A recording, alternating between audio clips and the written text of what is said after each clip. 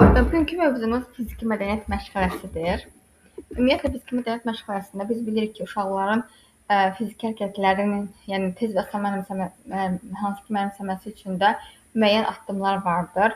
Yəni fiziki inkişafın təmin edilməsi üçün frontal, qrup və fərdi iş formaları vardır. Hansı ki frontal işdir, qruplarla iş və fərdi işdir.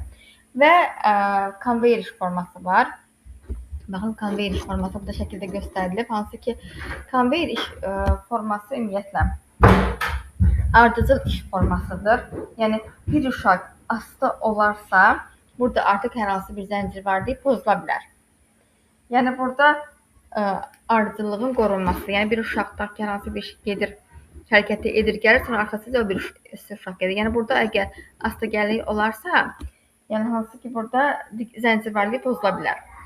Frontal iş forması nədir? Frontal iş forması kollektivdir. Yəni burada in front of qarşısında deməkdir. Yəni müəllim hansı hərəkəti edirsə, uşaq da eyni ilə müəllimənin etdiyi hərəkətləri təkrarlayır.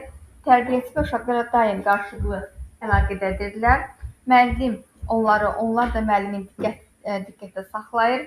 Hərəkətləri göstərir və uşaqlar həmin hərəkətləri, eyni hərəkətləri təqlid edirlər. Yəni bu yeni hərəkətləri uşaqlara öyrədən zaman və yaxud da ki, əvvəlki hərəkətləri təkrarlatmaq üçün də çox effektiv bir üsuldur. Yəni, bütün sinif müəllimənin təkrar hərəkətlərini yerinə yetirir. Bu olur frontal iş forması. Fərdi iş forması isə tərbiyəçi nəzarəti altında ayrı-ayrılıqda hansı ki, fiziki tapşırıqlar təqdim olunur. Məqsəd uşağın diferensiallığını qorumaqdır. Güclü uşaqlara güclü, zəif uşaqlara isə zəif tapşırıqlar verilir. Əsas məqsədi uşaqların individual fiziki bacarıq və potensialını nəzərə almaqdır. Bu da fərdi işin belə deyim də, əsas komponentindən biridir. Sonra gəlir burada hansı ki, qruplarla iş forması. Qruplarla iş forması biz bilirik ki, 4 qrupa bölünür qruplar. Yəni, bir məşğələ prosesində bir neçə hərəkəti təkrarlamaq şansımız olur. Yəni, 4 fərqli hərəkəti də təkrarlamış oluruq. Yəni, qrup lideri seçilir və qrupa nəzarət edilir. Yəni, uşaqlar vəzifə bölgüsünə xüsusi diqqət edirlər. Hansı ki, ümumiyyətlə, kollektiv iş forması ilə fərqi nədir? Kollektiv iş formasında bu idi ki, hər kəs bir işlə məşğuldur. Yəni, burada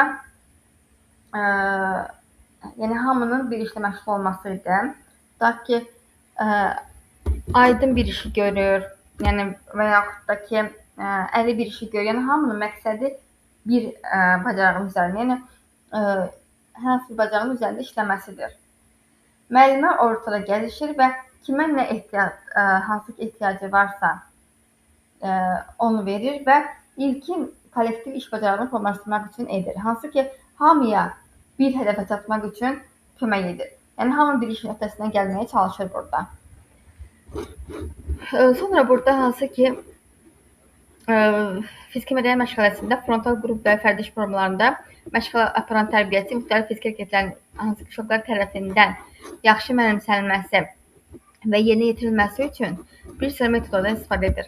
Hərəkətlərin izah edilməsi və göstərilməsi, hərəkətlərin təkrarlanması, konkret tapşırıq yolu hərəkətlərin öyrədilməsi və hərəkətlərin möhkəmləndirilməsi burada daxildir. Sonra burada uşaqlar tutaq ki, baxın, burada bir halqa toplardır. Yəni, istifadə olunur. Burada əsasən, baxın, ilkin tapşırıq pedaqoq hərəkətləri dəqiq göstərməlidir. Təkmilləşdirilmiş öyrənmə məşğələ prosesində olmalıdır.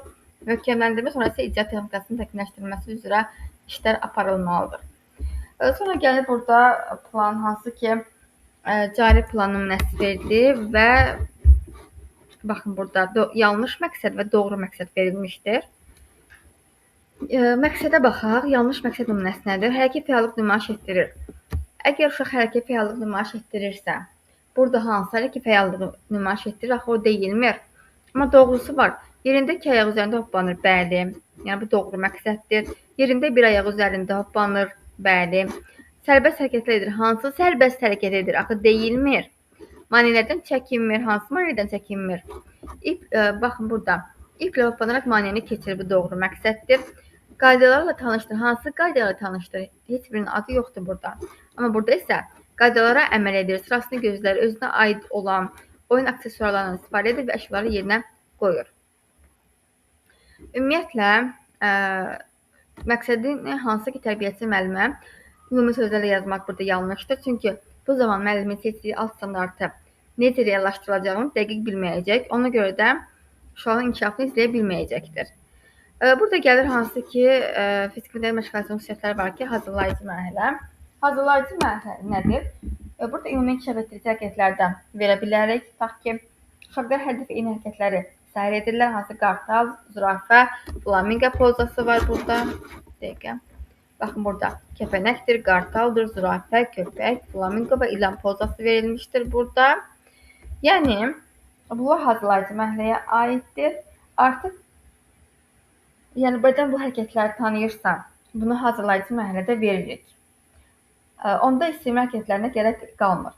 Çünki bədən artıq bu hərəkətləri tanıyır. Əgər ümumi inkişaf etdirici hərəkətlərə yeni hərəkət pozisiyası qatıramsa, yeni heyvan hərəkəti qatıramsa, uşaq onu tanımazsa, bilməzsə, o zaman ayrıca işlədici hərəkət veririk. Yəni, inkişaf etdirici hərəkətləri əsas mərhələyə salırıq, hansı ki, bu zədələnmənin qarşısını alır. Ümumi inkişaf etdirici hərəkət yeni priyomlardan, yeni hərəkətlərdən ibarət olur və ayrıca işlədici hərəkətləri hazırlayıcı mərhələdə də veririk. Yəni, əsas mərhələdə isə yeni hərəkətlər keçid edə bilirik. Sonra gəlir burada, hansı ki, burada, baxın, bu mərhələdə uşaqların sağlamlığı üçün son dərəcə əhəmiyyətlidir. 3-5 dəqiqə davam edən işlədici hərəkətlər uşaqların fiziki fəallığı hazırlayır və zədələnmələrin qarşısını alır. Baxın, ümumi inkişaf edici hərəkətlər qartaldır, zürafədir, flamingodur, köpəkdir, kəpənəkdir, ilan pozalar var burada. Sonra gəlir əsas mərhələ. Əsas mərhələ isə ümumi inkişaf edici hərəkətlərdən fəal oyun və yarış mərhələsi yumuşaq keçid edilir. Ən dinamik oyunlar bu mərhələyə aiddir. Əsas hissəyə təxminən 20 dəqiqə vaxt ayrılır. Yəni, əsas mərhələdə 20 dəqiqə vaxt ayrılır. Dedik ki, dərk etmə mərhələsi, yəni ən dinamik oyunlar, ən fəal hərəkətlər, yarış mərhələsi, ən çətin priyomlar, hansı ki, iş formları, iş üsulları bura aiddir. Tapşırığı bütün kollektivə veririk və iplə tullanma bacarıqları burada müəyyənləşdirilir. Sonra iplə oyun var burada artıq. Sonra gəlir tamamlayıcı mərhələ. Tamamlayıcı mərhələ nədir? Ümumiyyətlə, tamamlayıcı mərhələ yekun mərhələdir. Yəni, tutaq ki, əvvəl yekun mərhələ desin də adı tamamlayıcı mərhələ gedir. Yəni, tətbiq etmə mərhələsi, hansı ki, əsas hərəkətlərlə oyun veririk. Bədəni yavaş-yavaş sabitləməkdir. Tənəffüsün bərpası və sakitləşdirici bir mərhələyə aiddir bu. Çünki burada hansı ki, qaydalara əməl etməkdir, onun davranışını düzgün tənzimləməkdir. Yəni, bu çox effektiv bir baxımdır və burada da ümumiyyətlə refleksiv sual veririk. Refleksiv sualda isə baxın, bugün ilk dəfə nəyə cəhd etdin, bunu necə bacardın, yəni və yaxud da nəyə görə etmədin, yəni bu kimi suallar veririk refleksiv sualda. Dəyərləndirmə hansı ki, inkişafın izlənilməsi cədvəli var ki, burada ilk öncə biz məqsəd yazırıq. Yəni, məqsədin qarşısında uşaqların adı yazır. Tutaq ki, 2 ayaq üzərində hoppanır. Yəni, hansı məqsədə çatdı? Tutaq ki, bu, belə deyim də, ən çətin məqsəddir. Əgər bunu tutaq ki, yazıram bura, Əli. Tutaq ki, bura Aygün, ikinci məqsədə çatdı. Tutaq ki, Ayşən. Yəni, burada isə tutaq ki, olsun Fidan. Yəni, görürsünüz ki, burada artıq uşaq və burada da olsun tutaq ki, Məryəm. Burada artıq uşaqların hər biri, yəni müəyyən bir məqsədə çatmışdır. Yəni, hər bir uşağın nail olduğu məqsədin qarşısında onun adı yazılır və fərdi nailiyyətin izlənilməsi üçündür. Uşağın nailiyyətini göstərən vacib məqamları tam əhatə etmək üçün inkişafın izlənilməsi cədvəlinin əsas hissəsində qeyd olunur və uşağın foto şəklini çəkib burada portfolioya qoyuruq. Yəni, fiziki məqsəd məşğələsinin əsas məqsədi uşaqların bədən əzələsidir, böyük motorikası, hərəkət bacarıqlarının inkişafıdır.